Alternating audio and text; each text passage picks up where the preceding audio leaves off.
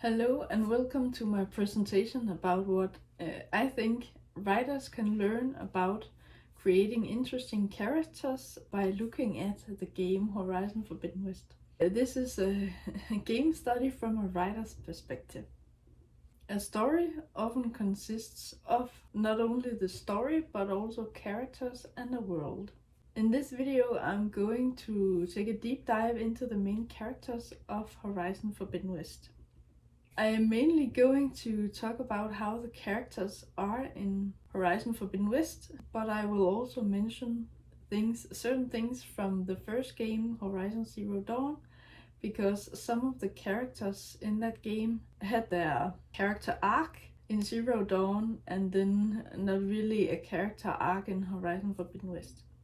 There will be spoilers in this video, because I talk about character arcs but also story events, so if you don't want spoilers, it's completely fine and understandable if you want to leave this video for a while and then go and play the game or maybe both games and then come back and watch this video later, and then you will also know more about what I'm talking about, so you can better see if you agree with my analysis of these characters. Because Horizon Forbidden West is a sequel, I recommend that you go and play Horizon Zero Dawn first and then Horizon Forbidden West, and then you can watch this video, but it's all up to you, of course. The characters I will study in this video are Aloy, Erend, Varl, Alva, Kotallo and Beta. I will go through these characters in the order listed here, and at the end of this video I'm going to compare the two characters Aloy and Beta. Also, by the end of this video I'm going to give my 2 cents about what I think writers can learn from Horizon Forbidden West when it comes to creating interesting characters, and I guess that's the main reason you're here, but in order to gain something from that, it's relevant to hear my analysis and description of these 7 characters first. Okay, so when you craft your own characters or create your own characters, there are some things you might need to know beforehand, but some of the things regarding your character is something you will discover along the way as you write and you let your characters evolve into unique characters and not just a cardboard cutout. Questions you can ask yourself are, what does the character look like? And that can be things such as height, age, hair, skin color, eye color, style of clothing, body type, etc. A specific question about age. How old is your character? Maybe it's enough just to give an approximate age so that the reader knows whether it's a child, a teen, a grown person, an adult, or an elder, or something like that. What are the character's personality traits? These traits determine how they live their life and how they act toward others, whether that's other characters or animals. Which societal or social status does your character have? Is your character poor or rich, powerless or powerful? Those are contrasts, but it gives you a good idea of how your character is, and their circumstances in life probably have a lot of things to do with what they grow up to be and how they act toward others. Which biological gender is your character, and what gender does your character identify as? It might be nice for you to state this, but maybe it's something you don't need to state directly in your story, but show through the actions that your character makes. So it might not be relevant to your story at all, but if it has some kind of importance to the plot or one of the subplots, then you might think about these things before you write. What is your main character's sexuality? This is probably tied together with the gender and gender identity, but you can think about this or you can just discard this question. I don't know if it's relevant to your story, but to most stories I think it's kind of important. My note here is that this might or might not be important. If you're writing a steampunk novel about warriors going up against a dictatorship, for example, then this isn't important. It can be important if you have a romantic subplot.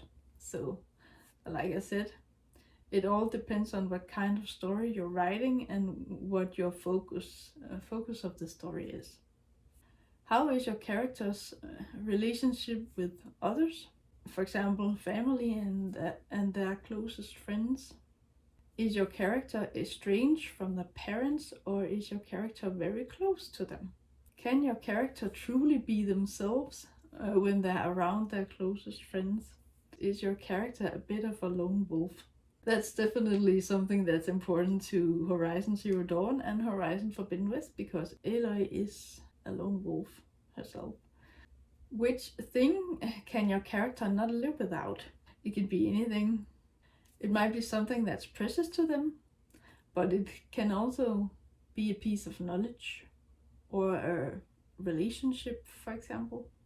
Does your character have any mannerisms or specific phrases they use a lot? This shows a lot about their character, but it can also help you hone in on your character's voice, and this in turn can help you make your characters clearly distinct from one another. Why does your character go out of their comfort zone? What makes the character start that journey? So this is related to the inciting incident. What is your character's desire? This is what drives the story forward.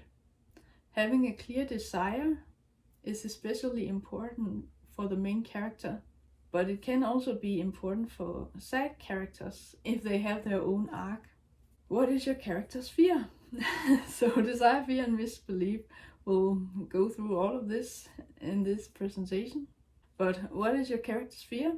Especially your main character's fear is important, as it's a big aspect of the narrative, and it's what influences the main character and makes the MC avoid certain situations and actions, maybe. What is your character's misbelief? Your main character should have a misbelief, and your side characters can also have a misbelief. Having a misbelief is tied together with the character's character arc. In other words, the personal change or growth they go through. The misbelief is often expressed or found out in the character's aha moment. How does a character change because of the journey they go on? And the journey can be either literal or figurative. This is your character's character arc. No matter what type of story you're writing, I believe that your main character should change during the story. Your side characters can also have a character arc. Any additional questions about your characters? You might think of other questions than the ones I've mentioned in this video. If your characters aren't human, then you might need a whole other set of questions, but I hope these questions still help you in some way. If you're writing a plot-driven story, then some questions might be more relevant than others. For example, it might be most important to know the characters' traits, so you know how they will react to certain events. And if you're writing a character-driven story, it is probably crucial to know your character's breaking point, desire, fear, and misbelief. The questions you ask yourself about your characters will probably depend on what kind of story you're writing. But if you're able to answer the questions in this presentation, I think you've got a good starting point. If you have any additional questions that other writers can ask themselves about their characters, you're welcome to mention them in the comment section below this video. First up is Aloy. Aloy has long red hair. It's draped back. I think it's in a ponytail or something. She has something tied in her hair so it's out of the way when she fights. and it's adorned with little pearls at the end of her hair. I think she's Caucasian. She has green eyes and she wears primitive Nora clothes or combat outfits of various sorts, and she's slender and muscular.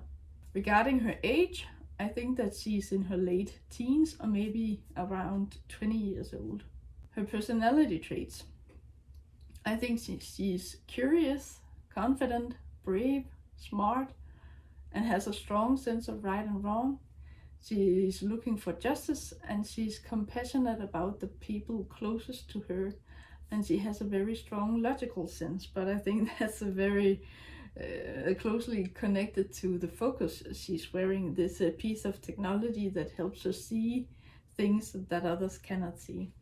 Societal and or social status. She was born an outcast and ends up as a savior of Meridian in the first game.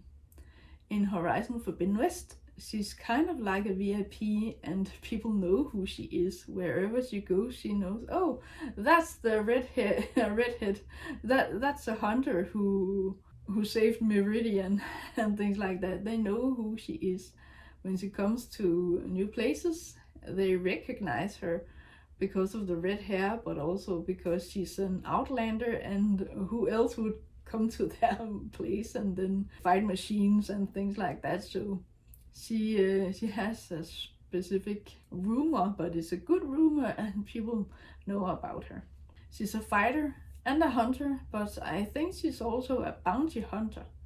So if she meets someone who needs a specific thing, she can do these errands in the game, and then it's just, oh, I need this for my armor, can you go and get this? And then she goes off to get that and come back to give that thing to the person who asked, and then she gets something in return, and it's stuff, valuable stuff that she can sell or use to upgrade her armor, or not armor, but outfits and weapons and things like that. Gender and gender identity. Okay, so Aloy is a woman. I dare to state that I think that she's a woman, and I'm also quite sure that she identifies as one. And regarding her sexuality, I think Aloy is bisexual. Her close relationships. Aloy had a pretty close relationship to the man who raised her. It was Rost, but for most of the time she's a loner. She rarely lets people in, and she prefers to go on missions on her own as well. However, that changes somewhat during Horizon Forbidden West. Aloy acts the way she is, no matter who she is around, and she's true to herself. So whether she's talking to Avad, the new Sun King, or a regular commoner or someone in a village, she speaks the same way and acts the same way. So she's true to the core of who she is. So I said that it changes during the course of Horizon Forbidden West, that she starts as a loner. She's used to being on her own and surviving on her own, and she doesn't need anyone's help. But in the start of Horizon Forbidden West, one of her closest relationships, Varl, says that he does not want to let her go on alone. She needs help and he's there for her. Which thing can your character not live without? So for Aloy, I've stated that it's her focus. If her focus is destroyed, she just gets a new one. Fortunately, there are others that work and that she can use instead, if she should lose one or if it gets destroyed. She also needs some kind of weapon to defend herself, but she relies heavily on a focus to help her navigate the world and uncover its truths. Mannerisms and or specific things the character or phrases the character uses a lot. Aloy often uses sarcasm, and she often talks to herself. She speaks out loud sometimes when she's thinking, but that's for the player's benefit, I think. Sometimes when she's using a focus or is interacting with something that others cannot see, They might look at her in an odd way and go, what is she doing? Aloy often complains about the weather. She comments on the weather that's surrounding her. And she mentions when it's very hot, or very cold, windy, or if there's a sandstorm, etc. And she also comments on it when the player makes her jump into water or makes her swim. And they don't really have baths and showers in this world. In Horizon Forbidden West, they just need to wash their clothes. We don't see them do it, but I can infer that they do it that way because they don't really have the amenities that we have today with the tap water and showers you can take at home and washing machines and dryers and things like that. So when she needs to get clean, she just jumps in the water with her clothes on and swims a bit, and then sometimes she says, oh, I guess I needed that. And sometimes when she's in water and comes out of the water, she says, oh, now my boots are full of water, or something like that. Okay, regarding the push out of her comfort zone, aka what makes the character start their journey. In Aloy's case, she isn't really pushed out of her comfort zone. She seeks adventure, and so I got a feeling that she wasn't that bummed out that the thread in the first game isn't really over at the start of Horizon Forbidden West. The event that sets the story in motion in Horizon Forbidden West is that she and the others didn't end the thread. However, one could argue that that isn't the real inciting incident, as it happened between the end of the first game and before the start of the second game. The inciting incident in Horizon Forbidden West is probably the mysterious signal in the West that Aloy needs to go and check out. And that's what propels her out of her known surroundings and past barren light, which is the division between known and unknown territory. Ever since the first game ended, Aloy hasn't set foot outside the territory that was revealed during Zero Dawn.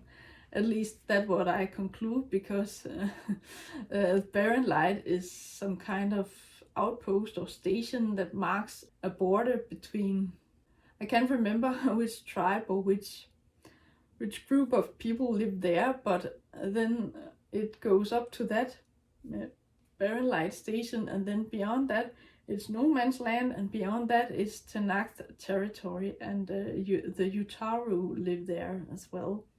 They have their own land, and the Tenakth have their own land, but it's past, it's in the west, past Barren Light.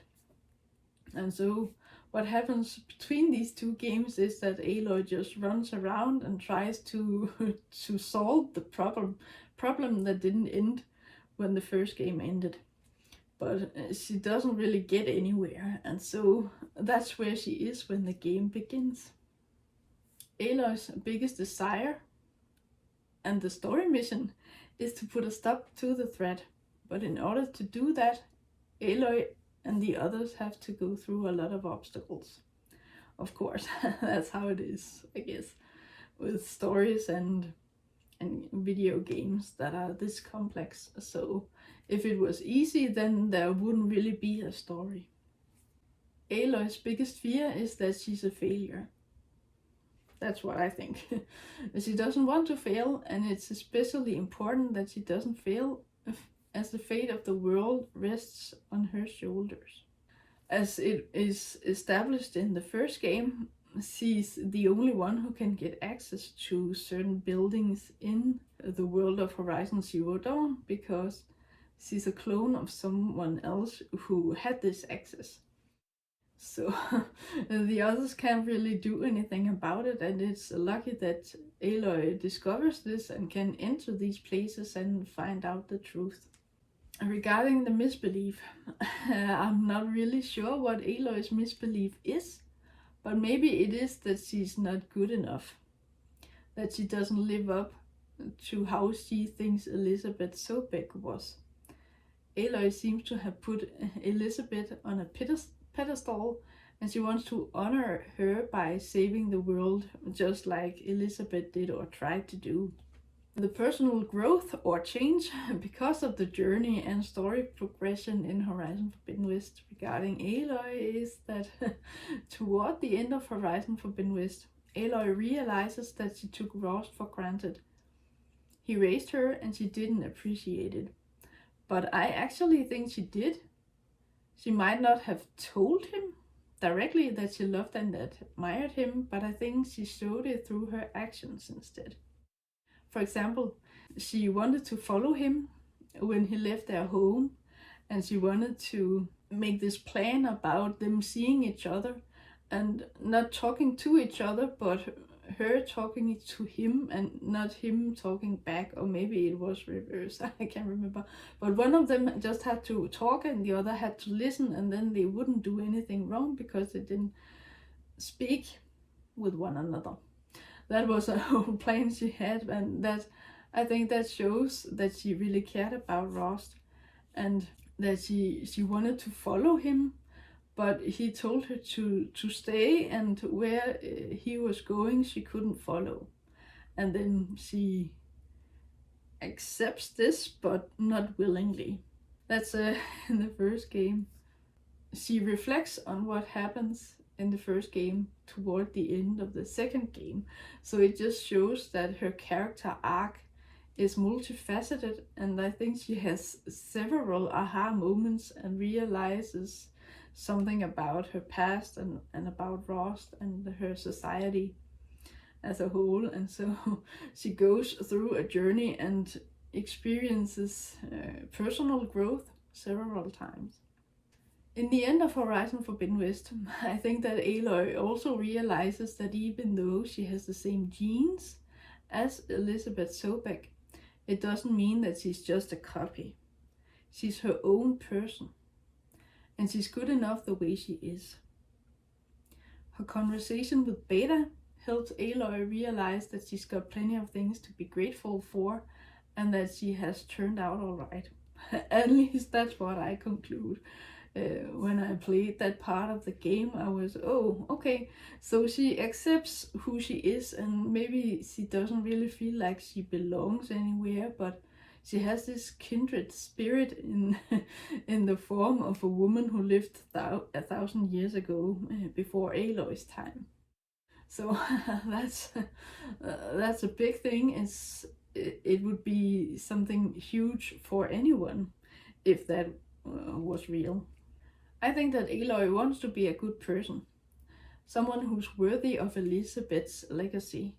But on the other hand, she dislikes it when others look up to her and praise her, and she does not want others to call her the anointed. She just wants to be their equal.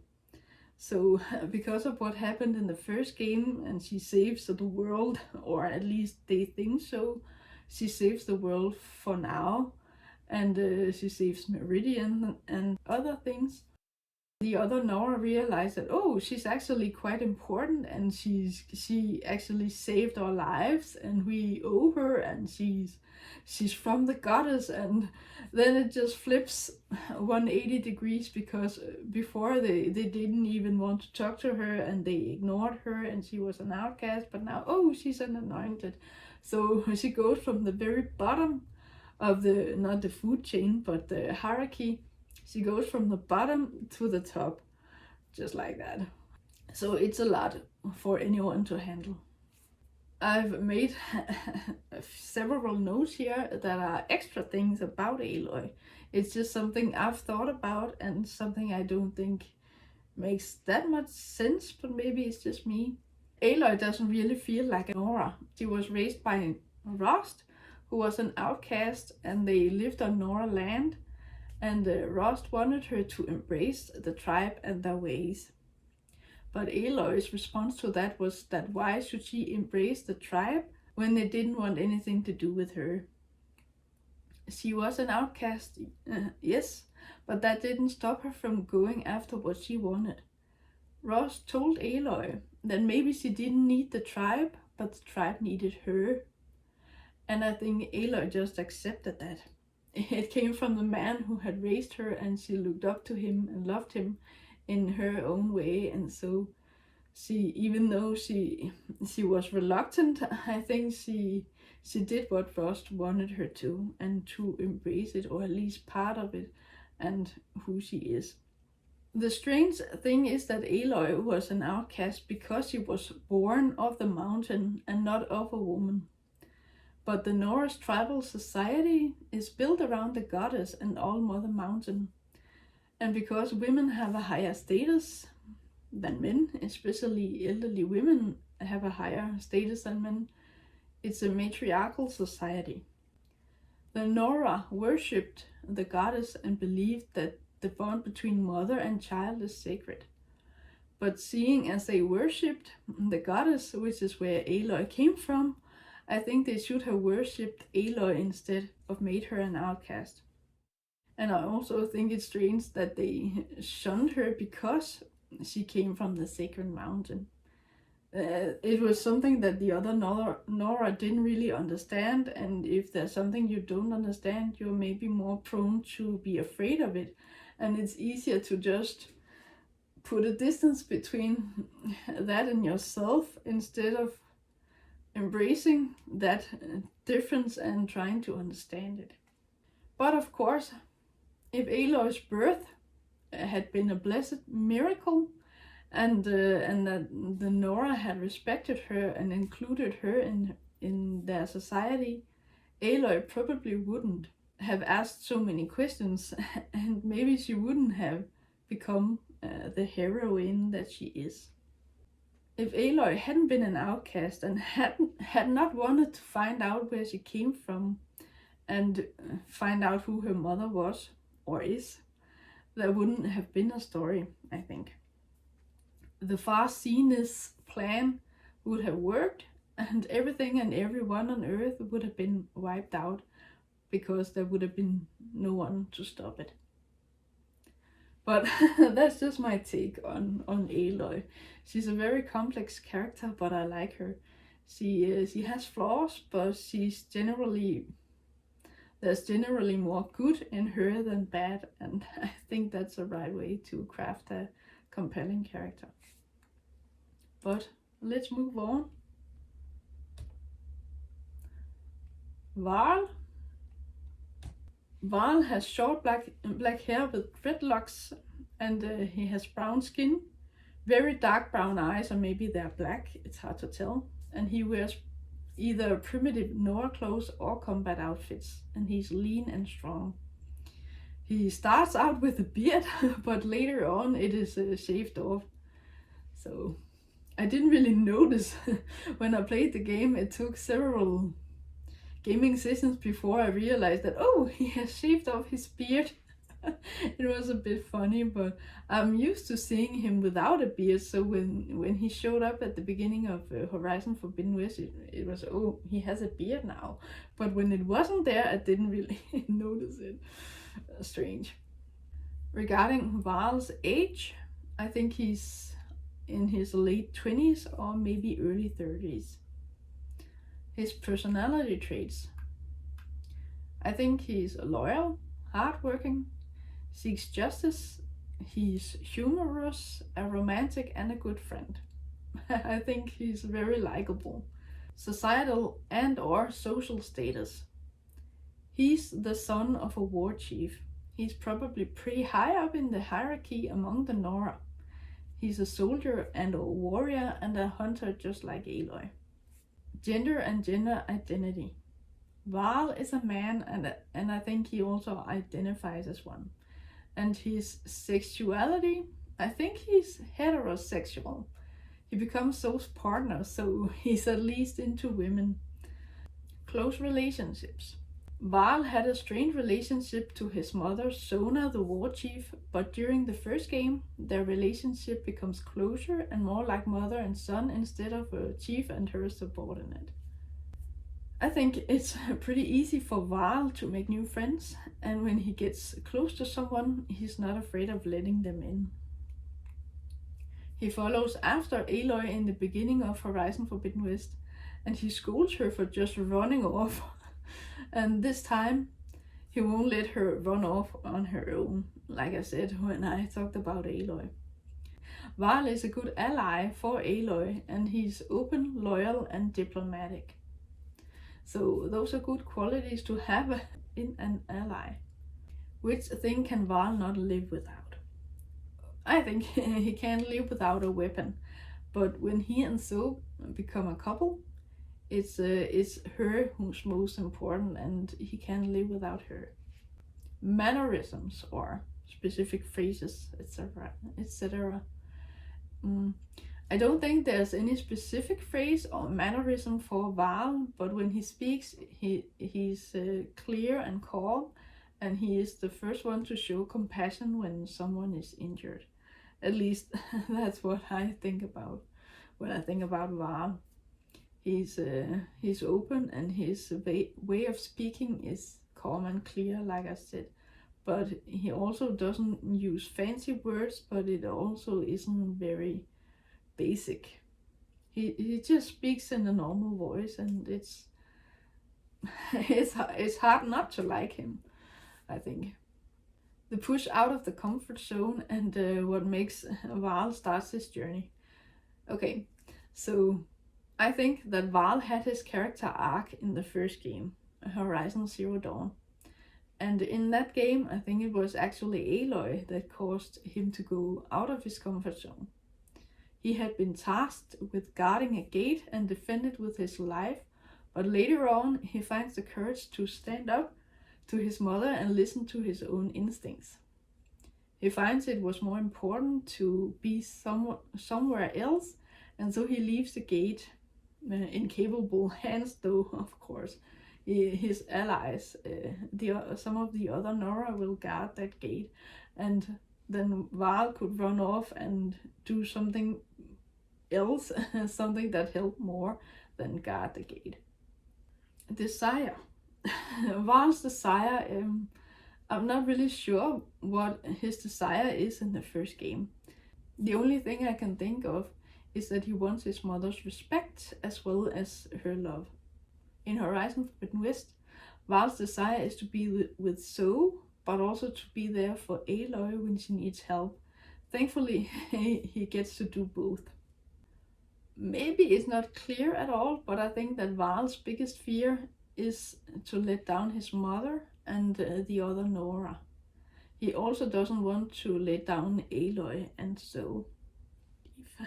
Okay, I'm not sure, but I think Varl's character arc happened in the first game, and so his misbelief is also in the first game, Zero Dawn. I think that his misbelief was that he wasn't a good soldier if he disobeyed his mother's orders. Or maybe his misbelief is about the story-focused events in both games. That is to say, that he didn't know what the far seen's real motives were, and that he is surprised to hear what and who Aloy really is. It blows his mind when he finds out that Aloy is a clone of someone else. So that's totally new to him. Personal growth and change because of the story. Okay.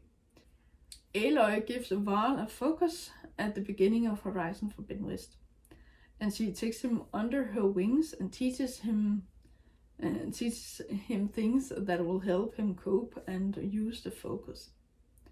His world opens up, and he learns the truth about the far seeness, and that Aloy is a clone of Elizabeth Sobek. Having learned all of this, he is eager to stand by Aloy's side and help her in the fight against the seeness. And now Erend. I think his hair is brown, and his hair is in a mohawk hairdo. He's shaved on the sides of the head, but has a strip, or what is called, some hair on the top of his head. He has a beard, and his eyes are either blue or gray, and he wears warm clothes with armor, and he's of a robust build, and he's muscular. Regarding his age, I think he's probably in his mid-30s, or maybe around 35, I think. Maybe he's older, maybe he's younger. It's hard for me to judge the character's age. Personality traits. Okay, Erend is a bit loud, but he's loyal and friendly. He has humor and he's not afraid of getting into fights. Societal and or social status. His sister was a leader of the vanguard. When she died, he became the new leader. He's pretty well off, I think, and he's therefore not poor, and he's a respected warrior. He used to be a drunk. Erend is a man, and I also think he identifies as one. And regarding his sexuality, I'm pretty sure that he's a heterosexual and that he's romantically interested in Aloy. His close relationships. Erend loved his sister very much. He mourned her death and spent 1 month burying her. Erend loves the people close to him, and that includes Aloy. I think Erend is ready and willing to die for those he loves.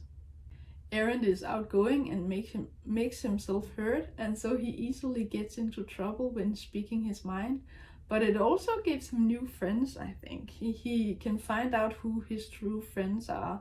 Either they like him or dislike him, and then he can weed out those who he can trust. Which thing can Erend not live without?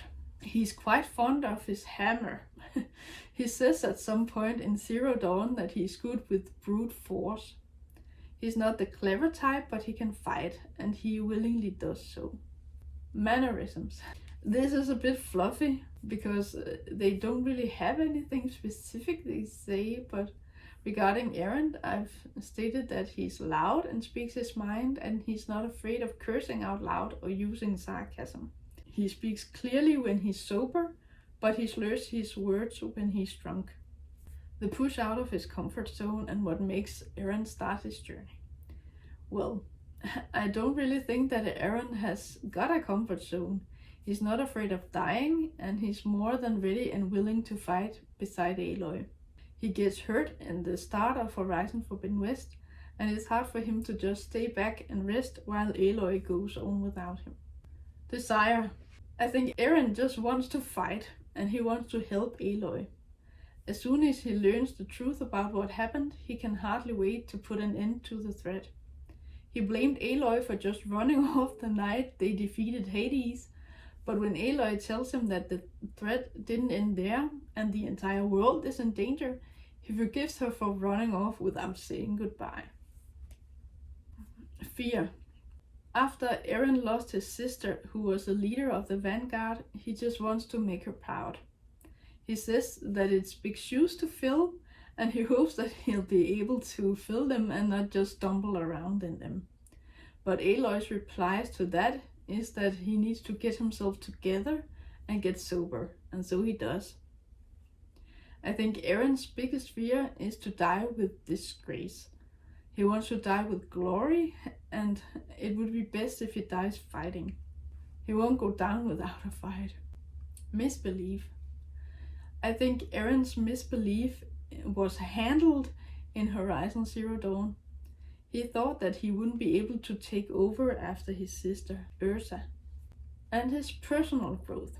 Erend's personal growth or character arc is connected to what happened in the first game, I think. He didn't think that he would be a worthy successor after his sister, but he has done a good job at it.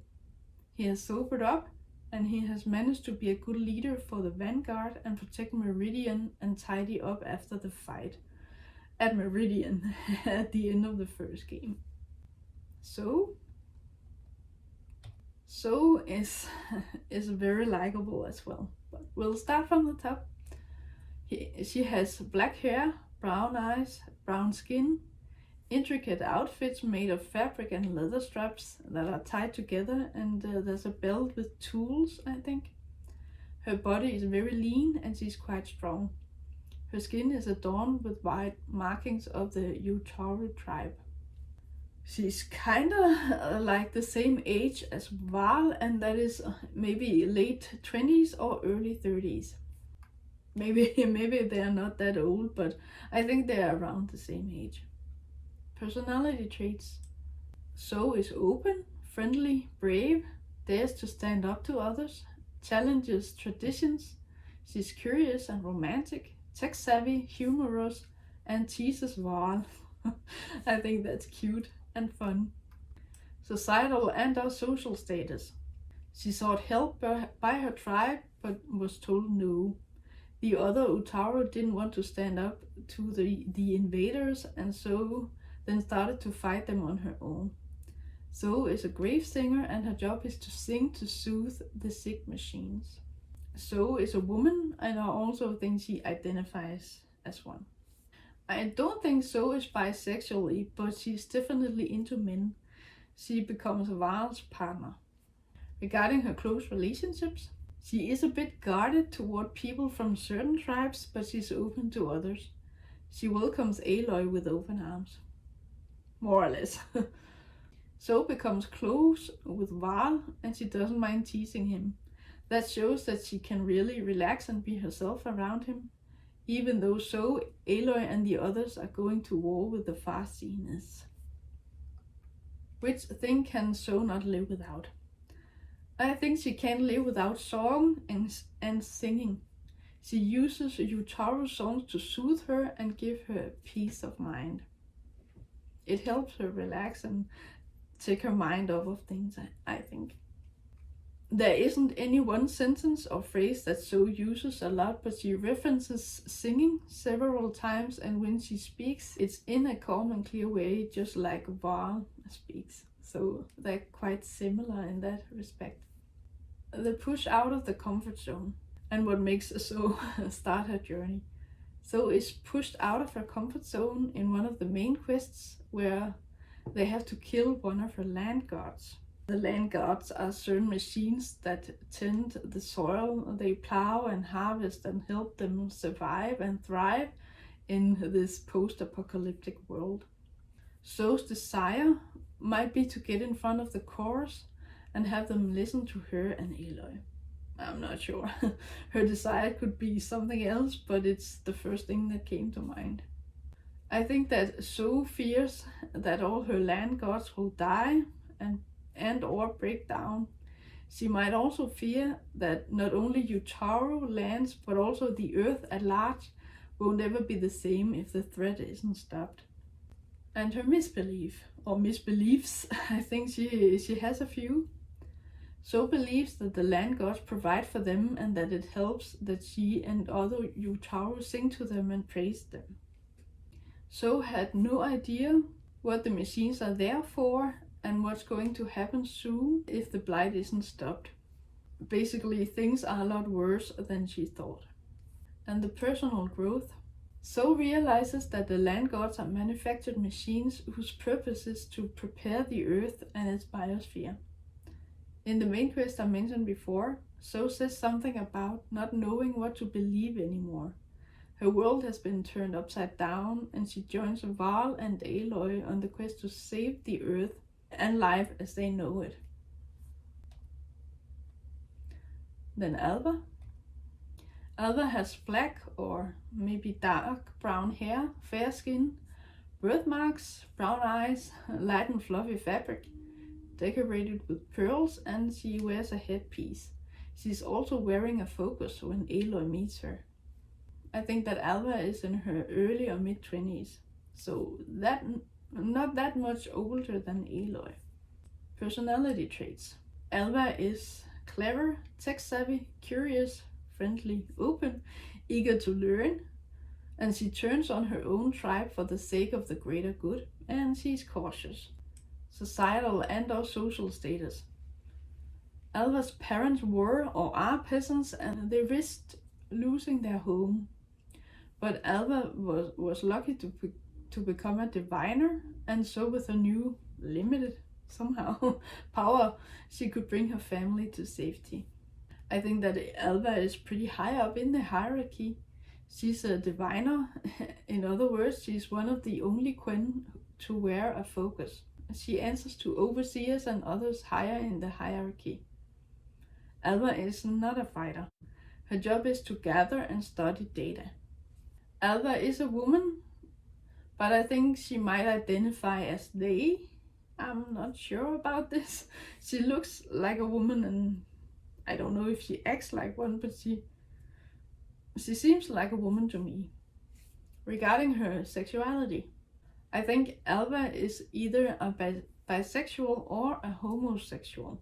She developed a romantic relationship with a female rival back at home. Close relationships. Alva keeps her friends and her enemies close. She's willing to make new alliances if she thinks that it will benefit her and the other Quen. She's determined to learn new things and gather new data, and so it's natural to her to connect with others. Alva is an open and friendly person, and so it might be easy for her to make new friends. And what Alva can't live without, I think she can't live without a working focus.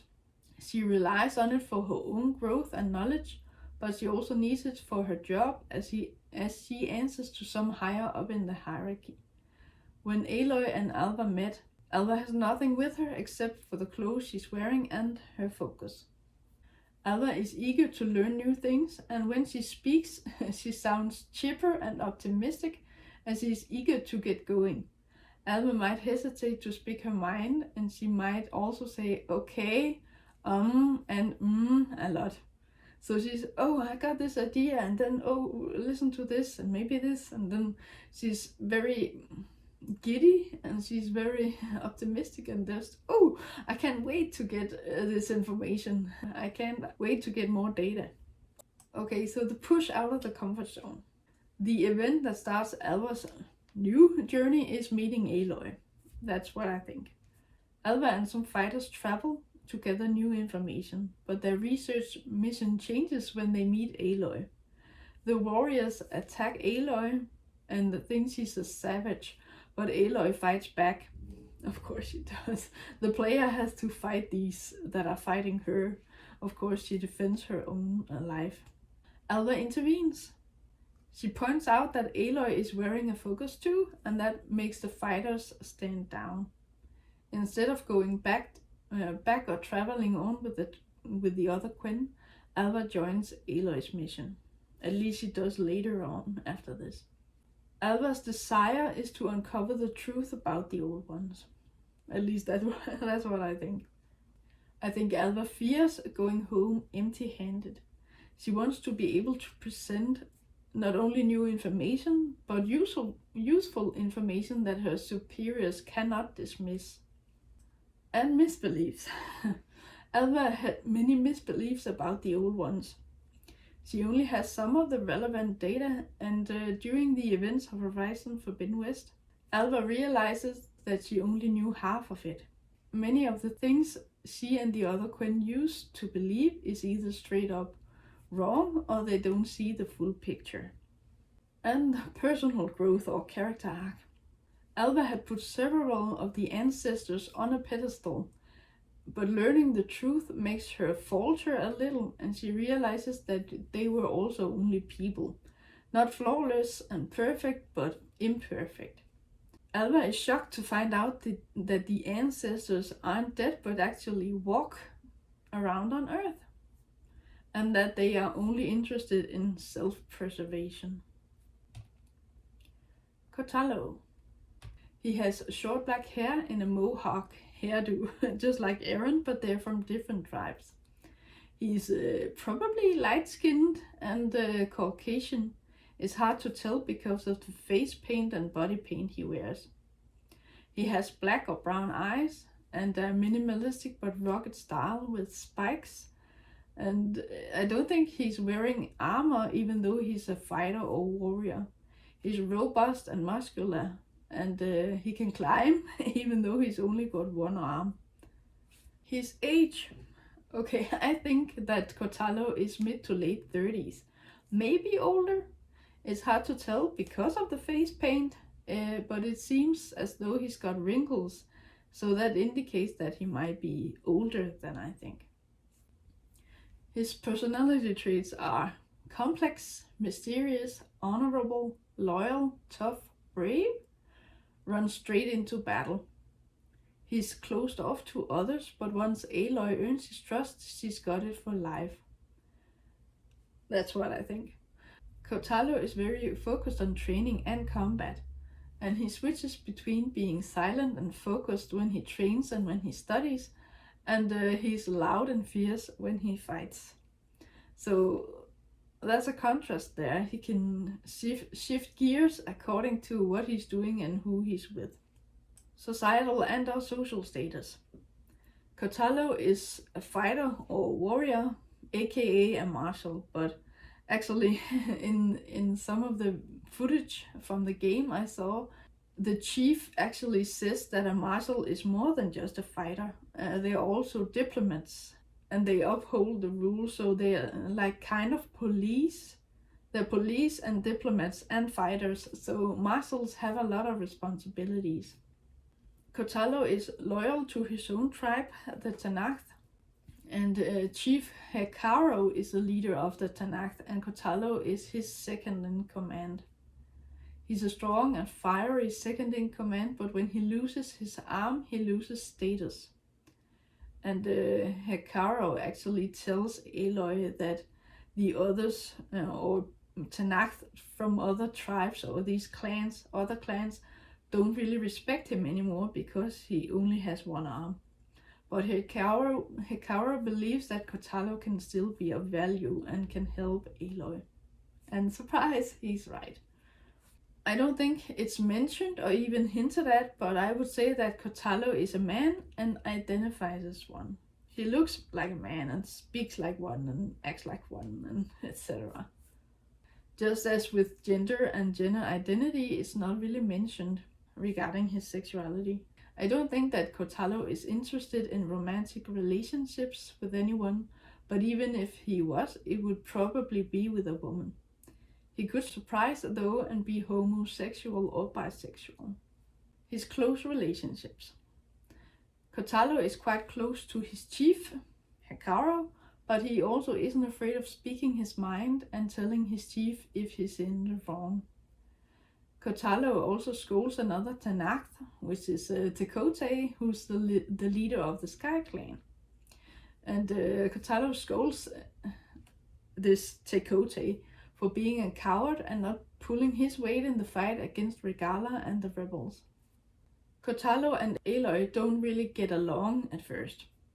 Kotallo is negative and impatient, and he's only there to help Aloy because Chief Hekaro said so. But after some time, Aloy and Kotallo get to know one another better, and they develop a kind of friendship built on loyalty and trust. What can Kotallo not live without?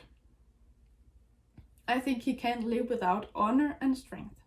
It was a big blow to his ego and status in the Tanakh tribe, and he lost status when he lost his left arm. Kotallo has a tendency to speak in a low, deep voice, and his voice might sound a bit rumbling, like distant thunder or something. And he might also speak in a bit poetic way when he talks, because he uses metaphors or something when he speaks, so he doesn't always speak clearly, but uses figurative language. He's introspective and quiet sometimes, despite what his appearance might suggest, but he's also quick-witted and teases Aloy. He's mysterious about what they're going to do in the side quest What Was Lost. He tells Aloy that she can consider it payback because she took her sweet time telling him about her plans for the bulwark. The push out of his comfort zone and what makes him start his journey. There might be more potential inciting events for Kotallo. One could be when he loses his left arm, and another could be when he meets Aloy and talks to her about what the plan is for stopping Regala and the rebels. And Kotallo's desire. Kotallo wants to be worthy. He doesn't want to be a coward like Tekote. He wants to be a good marshal, and he'd rather die fighting and with honor than standing back and let others risk their lives for him. Kotallo fears that he lost his worth as not only a marshal or warrior, but also as a human being. As I said before, he lost status and respect among other Tanakh because he lost his arm, and that's not fair. It's not really fair losing an arm, as one of the other characters says. Kotallo's misbelief. Kotallo thinks that he will never be the same again. After he lost his arm, he hasn't really felt like himself. He hasn't felt whole. And that leads us into his personal growth and his character arc. He has felt wrong and incomplete after losing the arm, but during the side quest What Was Lost, he realizes that he still has worth. He can still fight machines and he can live with just one arm, and he will only use his prosthetic arm when he really needs it. It's a tool for him, but not an extension of who he is. It's not the fake arm that gives him value, but his actions, opinions, and skills. The character arc I mention here is tied to the event of Kotallo losing his arm, but his character arc regarding meeting Aloy and finding out the truth makes him devoted to her and the cause and wants to fight beside Aloy. But he still asks if it's alright if he goes home to his tribe and help them prepare for the battle against the Farseers. During the events of Horizon Forbidden West, Kotallo finds out that it's not really Regala and her rebels who are the real enemies, but the Farseers. And Beta. She has dark brownish hair with red tones. It looks that way, but it's probably red like Aloy's. Beta's skin is very fair and her eyes are green. Her clothes are simple yet futuristic and are modern. Beta is slim like Aloy, but not that strong. I don't think she is. I think Beta is younger than Aloy, maybe around 15 or 16 years old. Beta's personality traits are timid, shy, nervous, insecure, trust issues, and reluctant to do what Aloy wants her to do. She's kind of introvert, and I think Aloy is an introvert as well, but she easily comes out of her shell when she needs to, and she just talks to people because that's the only way that she can get to her objective. Beta's societal and our social status.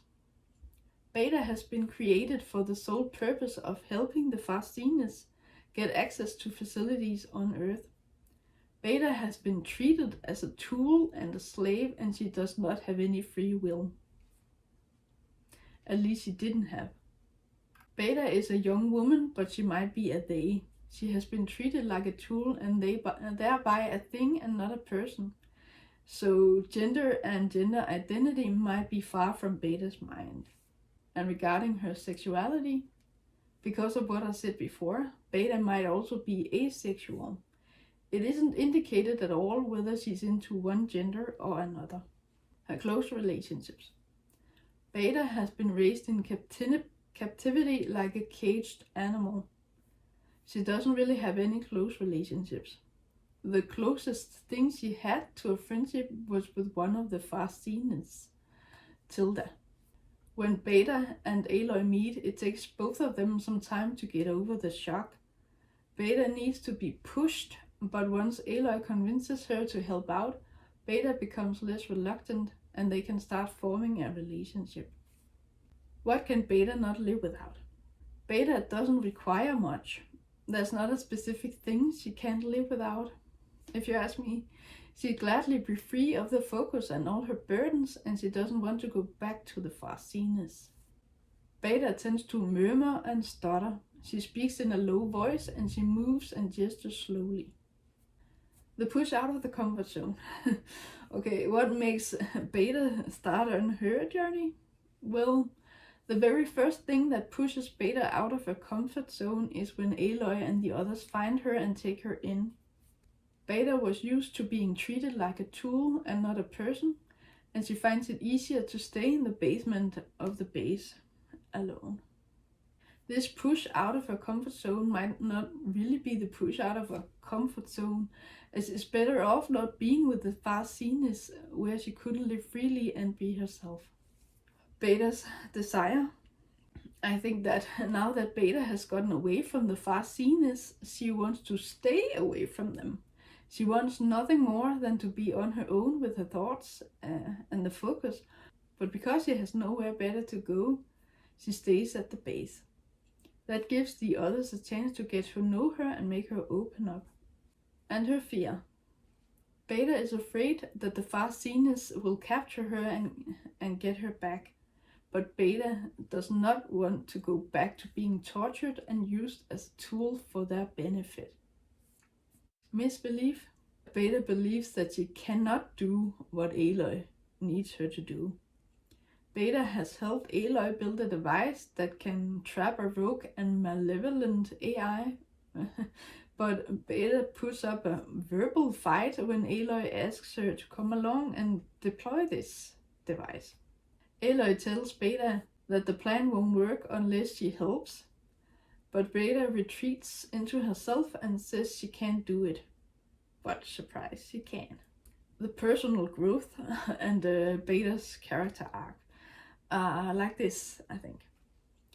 Aloy and Beta have a conversation about what makes them so different from one another. Beta doesn't get why she's so different from both Aloy and Elizabeth when they have the same genes. Aloy tells Beta that she had Rost.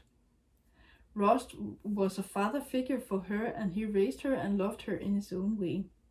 That was enough. It was enough to make her grow up and become the young woman that she is. Because of what Aloy tells Beta, Beta accepts to go with Aloy on this mission after all.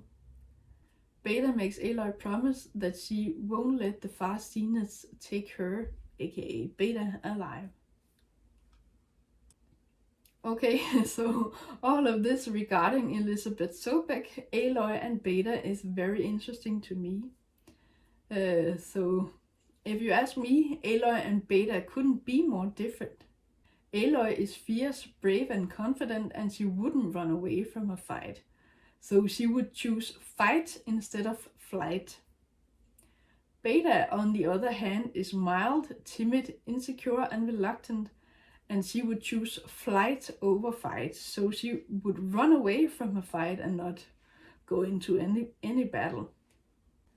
Aloy and Beta have the same genes as Elizabeth, and it's interesting that they're so different, as Aloy and Beta also talk about. The game clearly shines a light on the whole nature versus nurture debate. Just because you have specific genes, it doesn't necessarily mean that you will turn out a certain way. If your circumstances hinder you and mold you in a certain way, you will behave a lot different than if you had been raised under other circumstances. Beta was raised by ruthless and selfish people who treated her as a tool, whereas Aloy was raised by a strong, clever and fearless man who loved her. One of the matriarchs told Aloy in Horizon Zero Dawn that Ross never saw her as a burden but as a gift. Besides the closest surroundings and the people closest to them, Aloy had more freedom. Aloy could basically go wherever she wanted, but she just couldn't leave Nora homelands. She wasn't allowed to leave. But when she was made a seeker, she could go anywhere, but by then the core of her personality had already been formed, I think. Aloy was raised to fight for her life. She was raised gathering her own resources, and she learned how to treat her own wounds and get by on a daily basis. She learned how to fight machines as well as human enemies, and Ross taught her how to stay low and sneak around in tall grass. And that is very useful when you play these games. The stealthy approach is often quite effective, because you can take out some enemies because they realize you're there, and then it will be easier to fight the rest of them. But that's a technical aspect of the game, but it's also a part of her background and what has shaped her into the woman she is. Beta, on the other hand, didn't have anyone to teach her about these or basic survival skills in general. She was raised as a prisoner and a slave. There was nowhere for her to go, so even if she escaped the quarters that the Farseers probably kept her in, there was no escape. There was nowhere else she could go because they were on a ship, a spaceship. Beta probably got the food, clothes and medicine that she needed, but in return for basic care, basic needs, need fulfillment, she needed to provide the Farsinas with information and work for their cause. Aloy struggled to accept that she was just a clone of someone else. She might always have felt that she stood in Elizabeth's shadow, but once she accepted her circumstances, which didn't take her like that long if you ask me, she could focus on the task at hand. When Aloy met Beta, she was shocked once again. It was a surprise to her that there was someone else like her, another person with the same DNA as Elizabeth. Aloy was no longer unique in her world, but that wasn't the biggest problem. The biggest issue was to accept that they really were the clone of the same person. Aloy struggles with this new clone of Elizabeth and will not talk to her or about her, but that changes during the course of Horizon Forbidden West, and toward the end she calls Beta her sister. So she has come a long way from feeling estranged from her, or maybe that's not the right word, but from feeling this animosity toward her because, oh, another clone of Elizabeth, why, and how should I behave, and what do I do with this, to calling her a sister. So that's a huge step, and that truly shows that Aloy has become closer with Beta, and they have formed some kind of relationship. Aloy doesn't think of this, oh, just another clone of Elizabeth. She just she's a wannabe me, and we are both a wannabe Elizabeths. But oh, okay, things are the way they are, and I can't change them. And she's not an enemy, and so it's a friend, and I might as well call her a sister. So that's a big change in her as well. So I think Horizon Forbidden West teaches the player several things about the human experience. Regular video game players can get insight into personality traits and how living conditions, rituals, faith and/or religion and other things influence people, and how these things shape their lives. So I think that this game can teach writers how to create a diverse cast of characters. There are different sexualities, genders, belief systems, races, tribes, professions and clothing styles, among other things. Think about how the landscape and immediate surroundings influence not only individuals but also entire societies. For example, the Nora worship the goddess at All Mother Mountain, the Utaru worship the land gods, and the Tenakth society is based on holograms from the past. The Tenakth often say things like, "May the 10 be with you," and the 10 refers to 10 soldiers, I think, from the past who fought machines. And I believe that their tribe's name, Tenakth, is derived from something with the 10. It definitely starts with T-E-N. Make the characters dress and behave according to their beliefs as well as weather and climate. How characters' backgrounds shape and influence their mission in life. Think about nature versus nurture. If a pair of twins, or in this case clones of the same person, grow up and become different people based on who they surround themselves with and what they've experienced. Create characters that reflect their beliefs and traditions in more ways than just talking about it. For example, the Tenakth have face paint and/or tattoos that show their past, and the Utaru wear white markings on their skin. Clearly tie the characters' arcs together with their inciting incident, their desire, fear, and misbelief. Make the characters' arcs happen gradually over the course of the story. Side characters' arcs can be resolved before the climax, and the main character's aha moment, aka their arc, typically happens during the climax, but it can also happen before or after then. It could, for example, be during the plot point converge, maybe during the resolution. Things are probably too busy during the plot point battle for any of the characters to have an aha moment and to reflect. When you're in the middle of a battle, it's not the right time to think, oh, I think I'm doing this because someone so, and that leads me to this, and now I have grown as a person and I've become wiser and things like that. So I don't really think that the battle is the right place for an aha moment, but depending on what your aha moment is and what the climax is or what the battle is, it could be inserted in there somewhere. Create characters that are complex and far from perfect. None of the Horizon characters are flawless. Even the heroine isn't flawless, but that's what makes her relatable. Aloy is strong and fierce and eager to fight machines as well as human enemies, if they deserve to be fought. But she isn't that social, and she doesn't always know what to say. She can be socially awkward, but many people can be socially awkward, and I think that's something people can relate to. If a character is flawless and doesn't do anything wrong, it becomes a bit artificial, if you ask me, and therefore it becomes unbelievable. Most readers probably prefer to read about flawed characters who struggle a bit or a lot, and who can grow as a result of what they go through.